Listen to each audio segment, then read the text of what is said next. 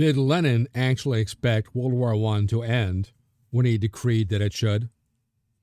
Did he actually expect the Germans to stop fighting when Russia unilaterally decided to stop fighting? Would the Red Guards have been as effective had they been called the Yellow Guards or the Blue Guards?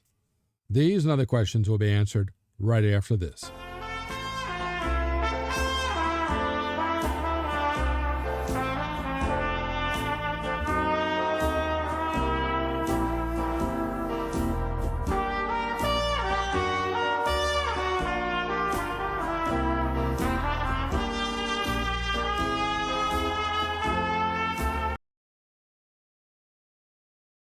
I'm Professor Jerome Arkenberg, and I've been teaching a wide variety of history courses at colleges across this country for the past 30 years. In this video, I'm going to tell you about the October Revolution of 1917, Lenin's establishment of his own secret police, the CHEKA, the election and dissolution of the Constitutional Convention, the Treaty of Brest-Litovsk, and the origins of the Russian Civil War. At the end, I'll have the wrap-up quote on this video. But first, make sure to click like, share, especially subscribe, and that little bell thingy, so I can continue to bring you more great videos just like this one.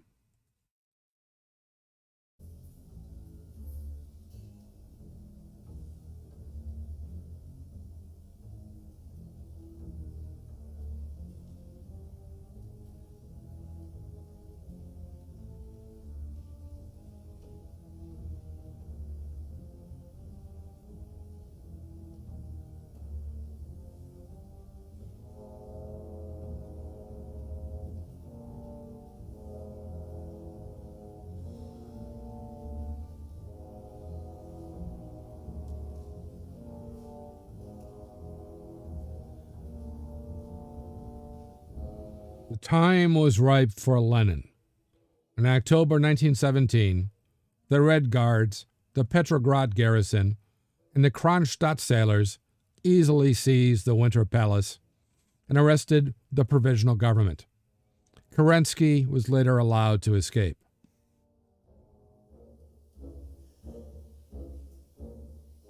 Despite propaganda asserting that the October Revolution was a people's revolution, it was simply a coup by a minority, a small minority, the Bolsheviks, which met minimal resistance from a war-weary populace and an ineffective government. After easily seizing control of first the Winter Palace, which the Women's Death Battalion put up very little resistance.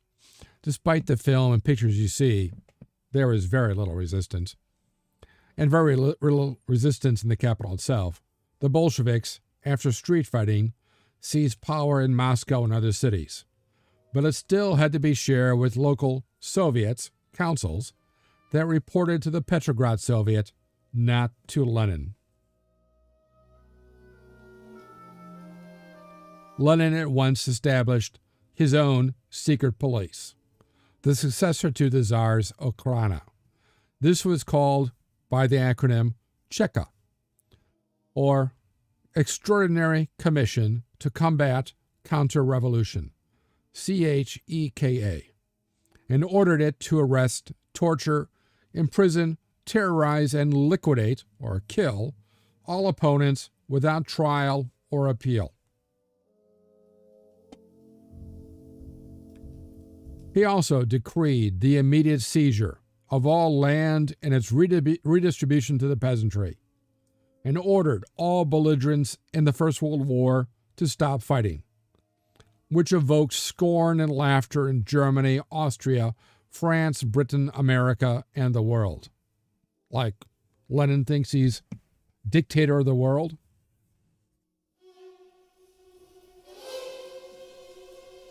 Meanwhile, the countryside had thrown off the Tsarist yoke and was in various conditions of turmoil, free of central control, a battleground between peasants, landlords, Bolsheviks, and social revolutionaries.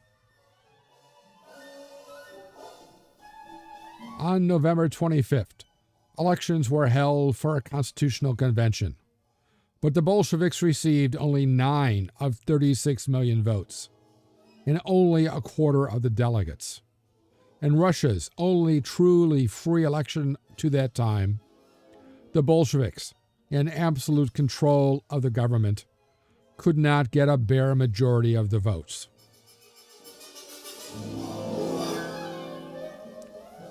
When, on January 18, 1918, at the only meeting of this convention, the Bolsheviks walked out and the delegates were dispersed by the Red Guards. As their commander said, quote, "I am tired and want to go to bed. If you don't get out, I will turn out the lights," unquote, which he did, ending any pretense of democracy in Russia.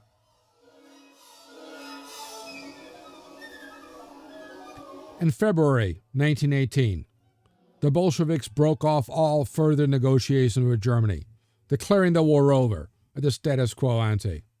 The Germans laughed, then attacked across the Dvina and landed troops in Finland, as you see here.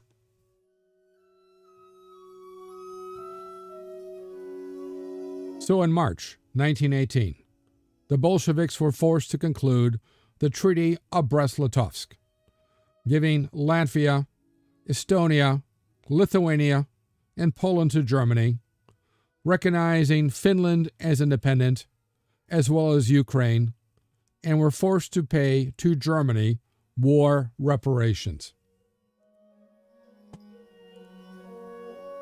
With this surrender at Brest-Litovsk, Belarus, Georgia, Armenia, and Azerbaijan then declared their independence.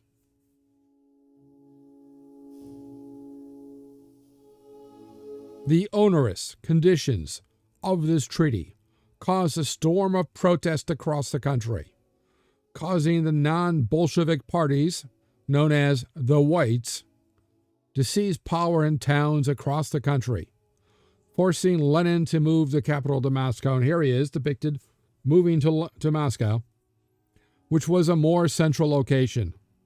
The Russian Civil War had begun.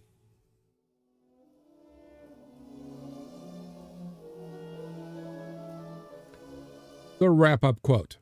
On October 24th, the day of Kerensky's flight, his colleagues of the provisional government held a meeting at the Winter Palace. Late in the afternoon, the palace was surrounded by communist troops and Red Guards who demanded its surrender, which was refused. Thereupon, the communists opened fire, assisted by the battleship Aurora, which lay in the Neva River, and by the guns of the Peter and Paul Fortress.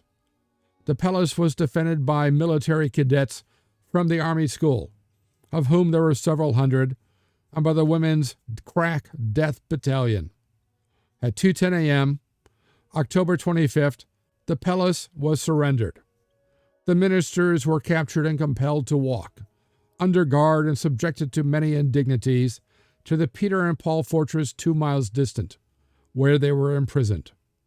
United States Ambassador to Russia, David Francis, 1917.